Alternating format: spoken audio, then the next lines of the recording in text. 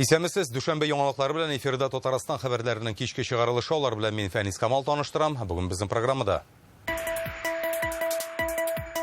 Алабугада фосфор җитештерү заводы төзеләчәк. Килешүне бүген Екатеринбургта Иннопром форумында Рөстәм Миңнеханов имзалады. Елабужского района Республики Татарстан инвестиционного проекта. Россиядәге иң зур сәнәгать форумында Татарстан нинди казанышларын күрсәтте. Бу хакта Фәйрүзә Мәҗитова. Казанда бүтән таушалган коммуналь инфраструктураны алыштыру, яңарту өчен 100 миллиард сумнан артык акча кирәк булыр иде. В этом году столкнулись с определенной проблемой. Шәһәрдәге быелгы цикләндерү эшләре турында тулырак Рания Абдрахманова. Илнең оборона сәнәгатен үстерүгә зур өлеш керткән шәхес. Социалистик хезмәт герое Илдус Мастюков белән хушлашу мәрәсименнән Инзилә Хусаинова.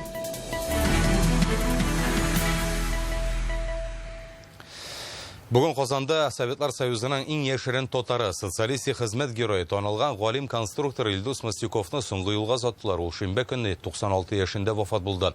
Илдус Мастюков свой-чужой дип аталган хәрби технология, ул чорның иң нәтиҗәле танып белү системасын уйлап табучыларның берсе. Россиянең оборона сәнәгатен үстерүгә ул зур өлеш керткән шәхес. Аның туганнарының кайгысын уртаклашып, премьер-министр Михаил Мишустин телеграмма юллаган. Анда мондый сүзләр бар. Илдус Мастюков үз фикерен яклый белде, яшьләр белән күп эшләде. Аның өчен намус һәр вакыт үстен булды. Республика рәисе Рөстәм Миңнеханов кушуы буенча хушлашу мәрәсиме Дәүләт Советында узды. Без ул башкарган хезмәтнең никадәр әһәмиятле булуын соңгы елларда гына аңлый башладык, диде Минтимер Шәймиев. Дәүләт Советы фойесына бүген иртәдән кызыл кәнәферләр һәм розалар китерәләр. Түрдә Илдус Мастюковның фотосы. Аннан ул үзенә генә хас булган шәмләем карап тора. Бүген легендар конструкторны соңгы юлга озаталар. Татарстанның дәүләт киңәшчесе Минтимер Шәймиев, Дәүләт Советы рәисе Фәрит Мөхәммәтшин, Татарстан рәисе хакимияте җитәкчесе Әзгат Сәфәровлар килде. Бүген залда сәнәгать оешмаларында эшләүчеләр күп, Россия геройлары да монда. Последние годы мы только начали широкую общественность открывать глаза на важность этой службы, которому он посвятил свою жизнь. Вот сейчас мы это понимаем, что это такое.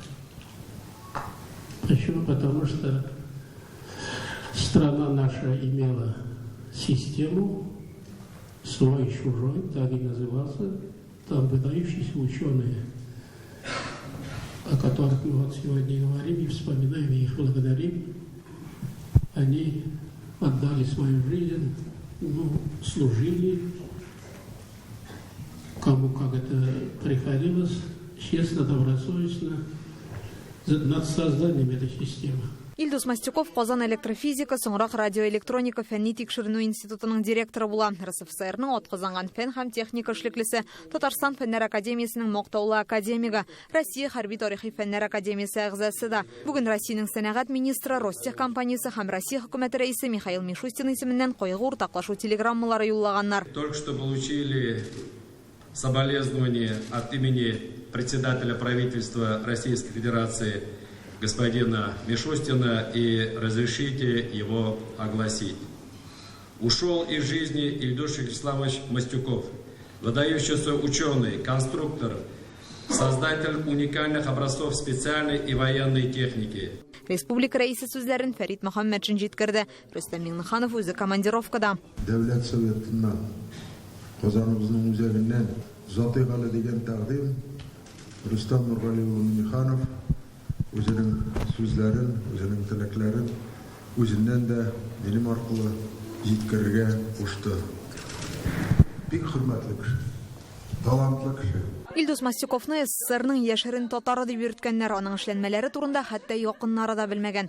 Ул уйлап тапкан свой-чужой радиолокацияле танып белү системасы дошманны ачыклауда нәтиҗәле алым булып тора. Хәзердә махсус хәрби операциядә кулланыла. Шушы хезмәте өчен 34 яшендә Илдус Мастюков социалистик хезмәт герое исеменә лаек булган. Оборона ягыннан аның разработкалары бүгенге көнгә кадәр безнең армиядә куллана. Ул шундый зур эшләр эшләсә дә бик тыйнык, бик интеллигент кеше. Аның исеме бөтен дөньяга билгеле Габгади инженердан атаклы оешманың генераль конструкторы дәрәҗәсенә күтәрелә. Моннан тыш 50 фәнни хезмәт авторы зур галим була. Татарстан геройлары иҗтимагый оешмасына нигез сала. Бүген аны белүчеләр, аның белән эшләүчеләр кешелеклелеген искә ала. Ул безнең оешманың соңгы вакытларга кадәр президиумына әгъза булып торды.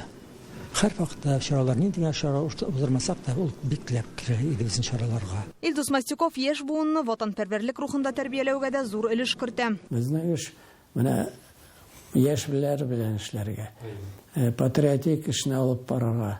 Якыннары һәм гаиләсе аны эчкерсез, ихлас һәм ихтирамга лаек кеше буларак искә ала. В семье он был простым. Гаиләдә ул гади иде, тормышны яратты, дуслар белән бергә җыелуга, кунаклар килүенә сөенә иде. Гаҗәеп ачык кеше булды. Илдус Мастюковка 96 яшь иде. Аны Арча зиратының батырлар аллеясында җирләделәр. Индилә Хөсәйнова, Рамзил Гарипов, Яңа гасыр каналы. Илдус Мастюков һөнәри осталык һәм намуслылык үрнәге иде. Куйган максатына ирешүдәге үҗәтлеге, ташып торган энергиясе, үз инануларына тугрылыгы, ватанны яратуы белән халык һәм җәмәгатьчелектә абруй казанды. Аның турындагы якты истәлекләр күңелебездә мәңге сакланыр диелгән Татарстан җитәкчелеге имзалаган кайгынамәдә.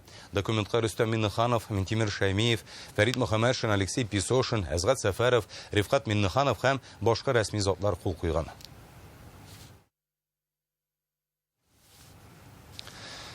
Алабугада фосфор заводы төзеләчәк. Бүген бу турыда килешүне Россиянең сәнәгать һәм сәүдә министры Антон Алиханов, Республика рәисе Рөстәм Миннеханов һәм Рика флот компанияләре имзалады. Бу вакыйга Екатеринбургта Иннопром халыкара сәнәгать күргәзмәсендә булды. Әлеге завод төзелгәч, Татарстанна фосфорлы ашлама белән тәэмин итү мәсьәләсе чишеләчәк. Яңа 100 эш урыны барлыкка киләчәк. Иннопром форумында Россия һәм чит ил компанияләре үз продукциясын тәкъдим итә. Рөстәм Миннеханов 2 көндә берничә мөһим очрашуда уздырачак.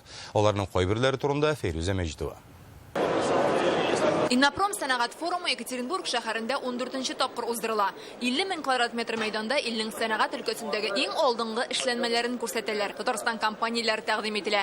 Безнең стенд Мәскәүнеке янында урнашкан. Ачылыш тантанасына кадәр үк аны Рөстәм Миннеханов карап чыкты.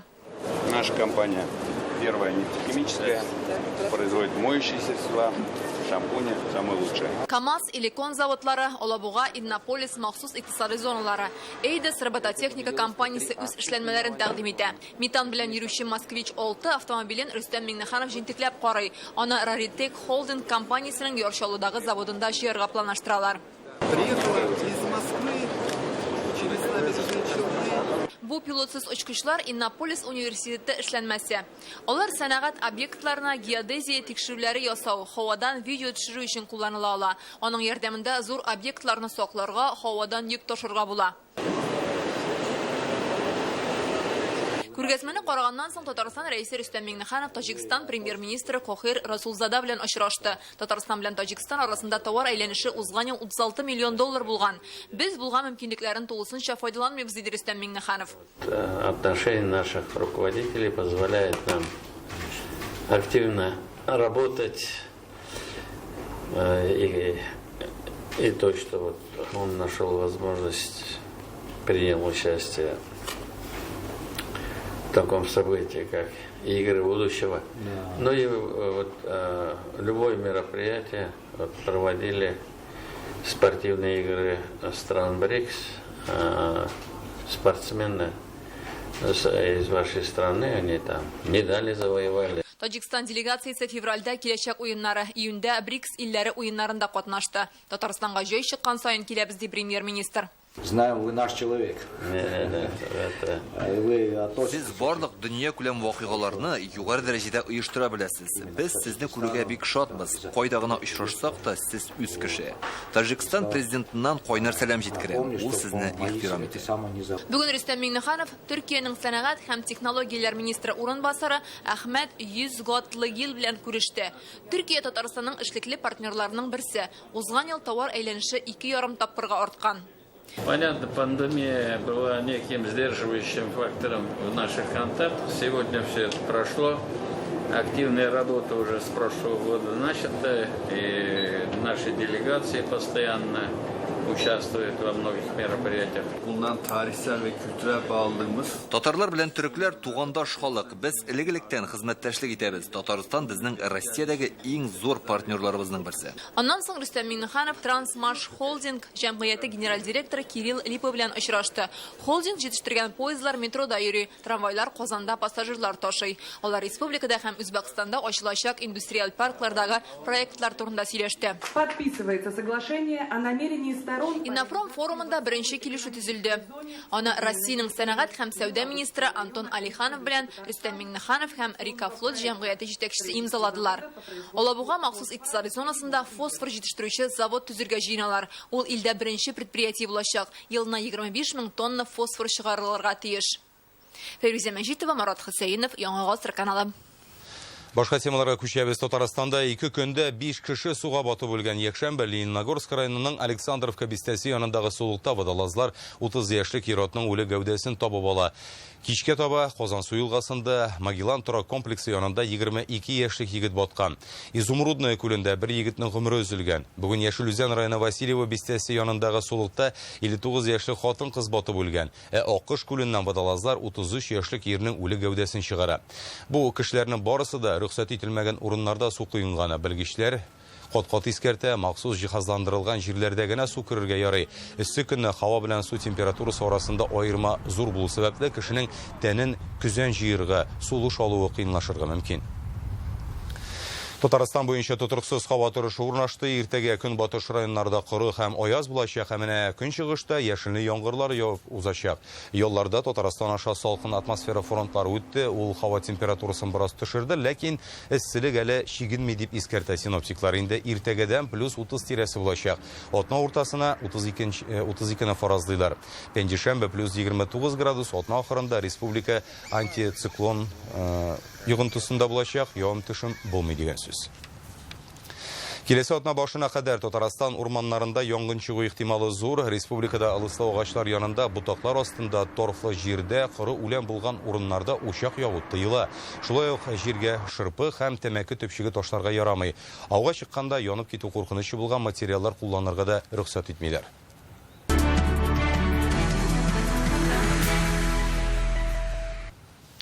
Казандагы бүтән таушалган коммуналь челтәрләрне төзекләндерү өчен 100 миллиард сумнан артык акча кирәк. Бу хакта бүген мэриядә узган эшлекле дүшәмбе киңәшмәсендә белдерделәр. Федераль һәм республика программалары буенча быел 1 миллиард 128 миллион сумлык эш башкарылачак. Моннан тыш предприятиеләрнең үз инвестиция проектлары нигезендә торбаларны аралаштыралар. Шулай ук Татарстан рәисе карары буенча БРИКС илләре саммитына әзерлек өчен өстәмә эшләр планлаштырылган иде. Тулырак Рания Абдрахманова.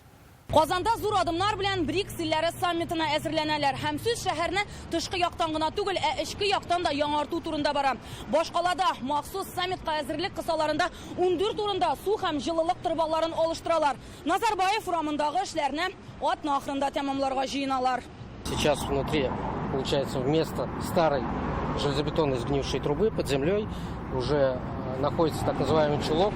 Монысы Казанның Фатих Әмирхан урамы. Берничә ел элек монда җир убылып автомобильләр төшеп киткән иде. Шуннан соң водоканалның инвестиция программасы буенча 3нче төньяк коллекторны төзекләндерә башладылар. Торбаларны 4 участокта алыштыралар. Әмирхан урамындагы өлешен көзгә яңартып бетерергә җыеналар. Мы к этому сознательно подошли, чтобы выполнять реконструкцию без ограничений водоснабжения и водоотведения граждан. Иң катлаулысы бу тирәдә яшәүчеләрне сусыз калдырмыйча эшләргә кирәк иде.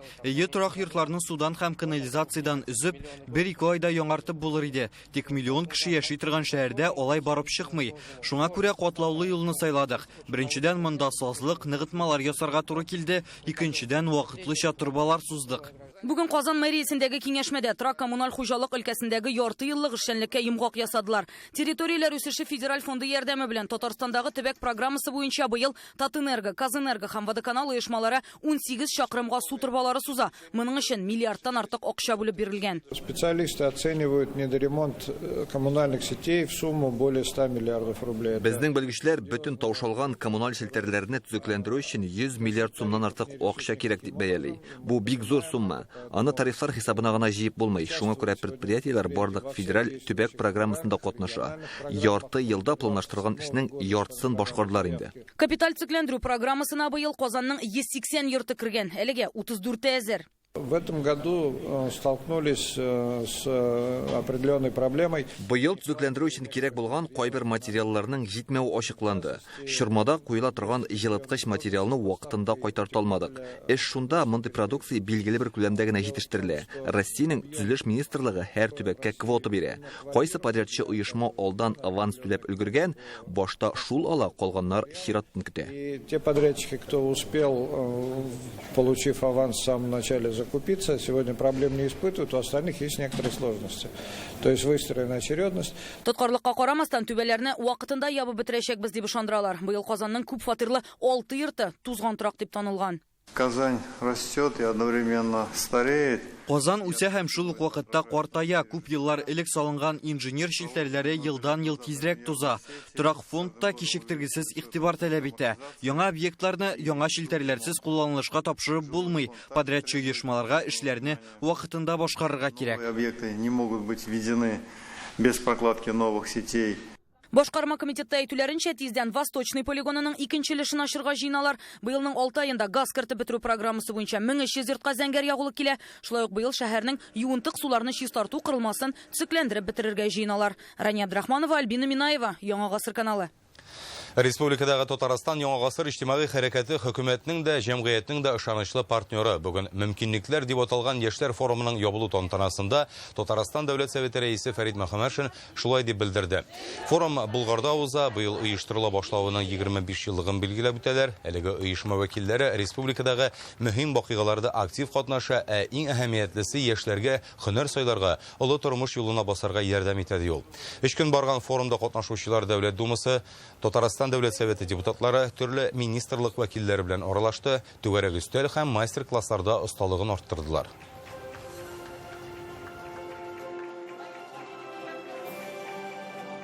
Татарстан Яңа гасыр безнең хәрәкәтебез инде менә 25 еллык ишкан иде.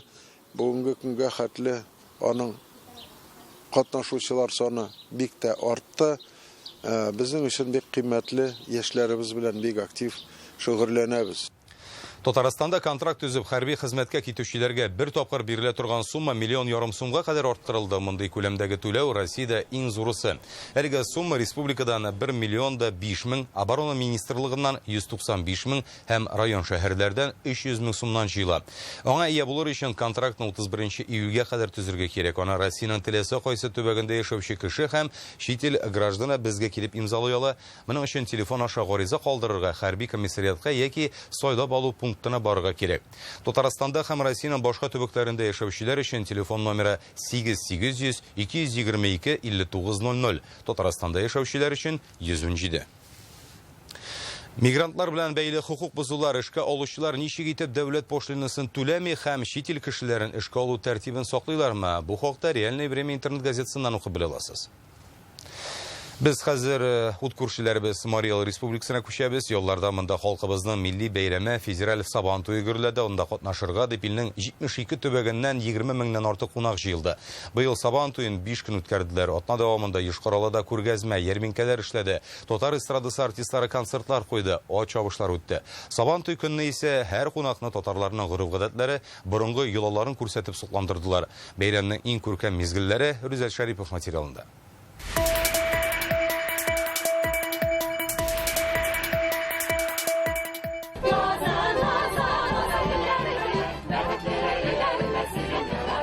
Казаннан 150 чакрым ераклыктагы Марий-Эл җирендә татар милли көйләре яңгырый. Биредә һәркемне безнең халыкка хас кунакчылык белән каршы алып, Түбән Кама районының татар утарына чакыралар. Беренчеләрдән булып Рөстәм Миңнеханов килде. Ул Марий-Эл башлыгы Юрий Зайцевны милләттәшләребезнең көн күреше белән таныштыра.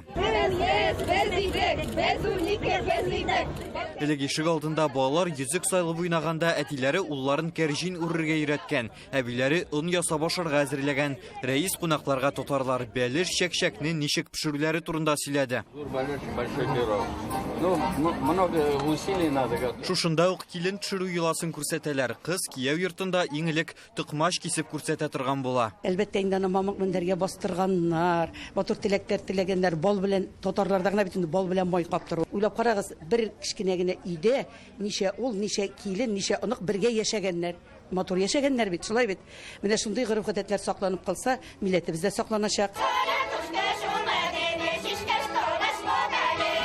Мариларның туган якны данлау турында җырлар яңгырый. Монда милли ризыкларыннан авыз итеп, йортларының бизәлешен күрергә мөмкин. Киемгә милли бизәкләр чигеп, борынгы туку станогында келәм ясап та күрсәтәләр. У нас солнечные знаки. Киемнәргә без кояш билгеләрен төшерәбез. Аю, пошый, сарык рәсемнәрендә Мариэлда урманнар зур, анда әлеге хайваннар күпләп яши. Янәшәңдә шушы билгеләр булса, сине югарыдагы көчләр саклый дигән бабаларыбыз.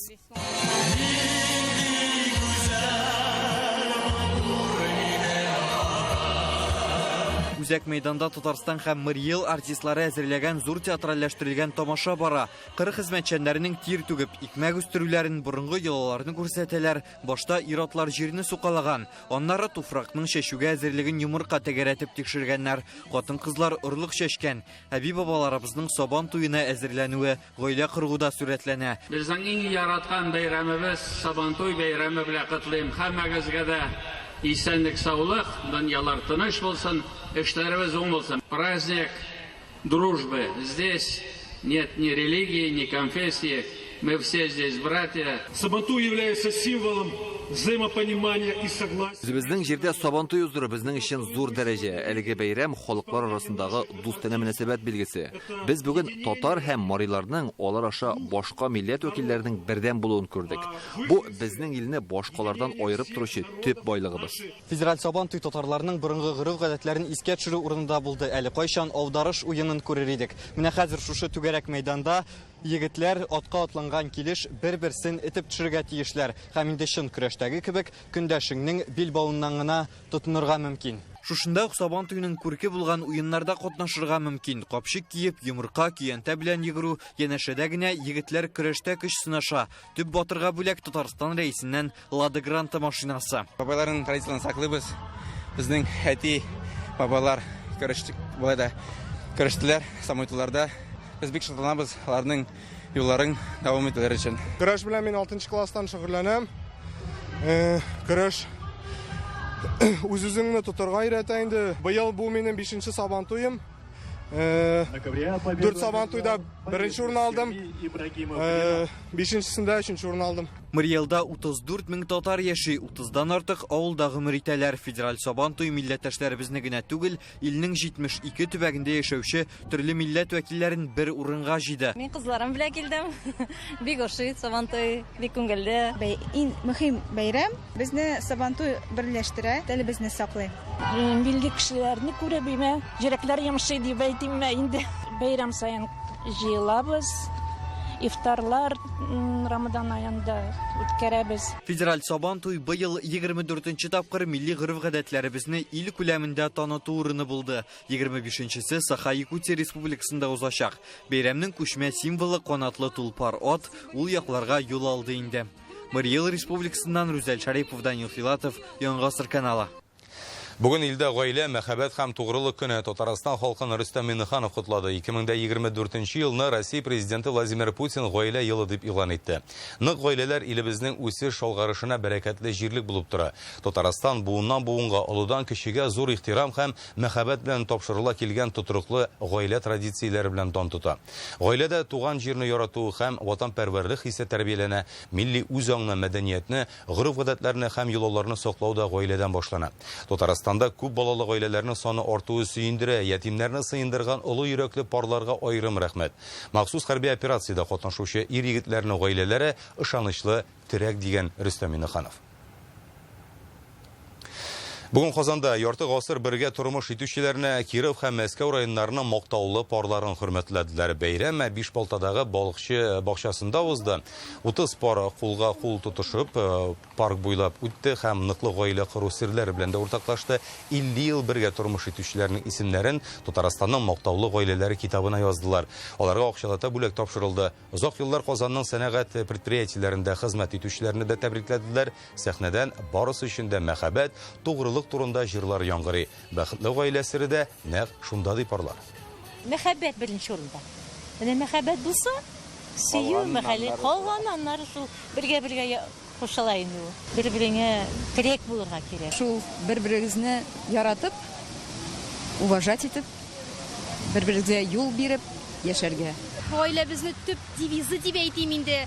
Менә шушы татар милли телебезне онытмыйча алып барып, dini яктан да үстереп балаларыбызны дөрбез тәрбия биреп, милли рухта үстерергә насип булсын иде. Для нас династия это самая соль. Без үрнәк династияләргә аерым игътибар бирәбез, чөнки алар милли гореф-гадәтләребезне, йолаларны балаларына җиткерүчеләр. Шул сәбәпле мондый бәйрәмнәр, очрашулар аеруча кадерле. Бүген гаилә көне уңайыннан Казанның Епи форамындагы 8-нче йорт ишек алдында истәлек токтасын ачтылар. Анда әлеге йортта төрле чорларда яшәгән Татарстанның күренекле 14 шәхесе турында мәгълүмат, аларның фотолары урнаштырылган. Алар мәгариф, мәдәният, медицина, хукук саклау тармагында хезмәт куеп, республика үсешенә зур өлеш керткән шәхесләр. Араларында татарлар да бар. Әйтик, Татарстанның халык артисты Гөлсем Сөлейманова биредә яшәгән. Ул халыкка Әллүки, Тәфтиләү, Салкын чишмә, Иске Корурман җырлары аша яхшы таныш. Шулай Татарстанның беренче мәдәният министры Юсуф Закиров та монда гомер иткән. Ул үз вакытында кино, полиграфия тармагы һәм китаплар нәшер итү өчен җаваплы шәхес була. ТАССРның югары советы президиум рәисе Камил Фасиев та шушы йортта яшәгән. Бүгенге яңалыклар шундый иде. Рекламадан соң һава торышы турындагы мәгълүмат белән Хәдис Гарипов таныштырыр һәм мин исә сезнең белән саубуллашам. Исән-амин булыгыз.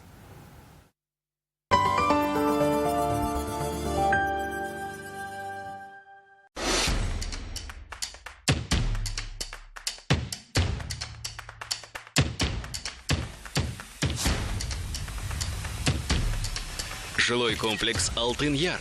Счастье быть дома.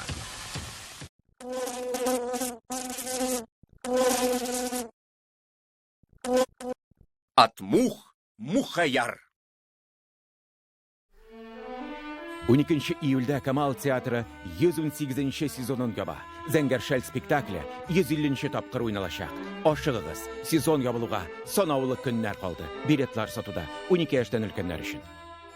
Анализ на холестерин по 119 рублей в гемотест. Проверьте здоровье сосудов, оцените риск атеросклероза, инфаркта и инсульта. Подробности на gematest.ru. Долгожданное модное лето с 9 по 13 июля во Дворце спорта. Стильная одежда для дам, авторские шляпки, узбекский шелк, комфортная обувь и невероятная бижутерия. Для мужчин коллекция из Европы, летние новинки для детей, товары для молодости и красоты, качественные садовые инструменты. К столу рыба с Камчатки, свежая конина халяль, муромские разносолы, оливки из Греции, ижевские полуфабрикаты, вологодская продукция. Приходите всей семьей с 9 по 13 июля во Дворец спорта.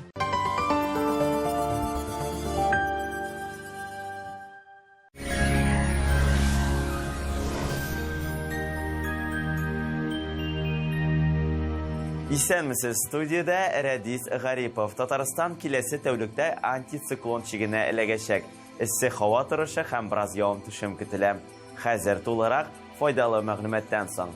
Данил Мастердан күңелегез теләгән корпус җиһазларын җитештерү июль аенда 20% ташлама белән.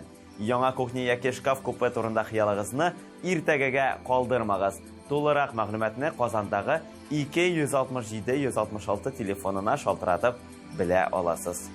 Яндекс Погода сервисы мәгълүматлары буенча Арча, Балташ һәм Яшел үзәндә аязучан болытлы урыны белән явым-төшем көтелә. Көндез температура плюс 29-30, төнлә плюс 16-18 градус. Буа, Тәтеш һәм Кайбышта аязучан болытлы. Бераз яңгыр явачак, көндез температура 28-29, төнлә 16-21 градус жылы. Нурла, Чистай һәм Мамадышта аязучан болытлы урыны белән яңгыр фаразлана. Көндез температура плюс 26-29, төнлә 15-18 градус. Яршаллы, Түбән Кама һәм Әгерҗедә алмашынучан болытлы. Бераз явым-төшем көтелә, температура көндез 26-28 градус жылы, төнлә 15-17 градус жылы. Әлмәт, Бөгелмә һәм Урыссуда температура көндез 22-26 градус, төнлә 15-16 градус жылы. Монда болытлы була, яңгыр явачак. Республиканың туристик шәһәрләрендә дә югары температуралар фаразлана. Зиядә температура көндез 29, төнлә 18 градус жылы. Алмашынучан болытлы була, бераз яңгыр көтелә. Болгарда көндез 29 градус, төнлә 20 градуска якын жылы. Монда аязучан болытлы явым-төшем фаразлана. Алабугада температура көндез плюс 28 градус. Аязучан болытлы була, бераз яңгыр явачак, төнлә 16 градус жылы. Казанда да алмашынучан булытлы була, урыны белән яңгыр вәгъдә итәләр. Температура көндез 30 градуска кадәр, төнлә 20 градуска кадәр күтәреләчәк. Атмосфера басымы нормадан югарырак, ул Төркемеш баганасының 757 мм тәшкил итә. Җил төн яктан секундына 3 метрдан артык. Дымлылык 36%. Җирнең магнит кыры тыныч. Әлегә шулар сезнең белән студиядә Рәдис Гарипов идем. Исән-имин булыгыз.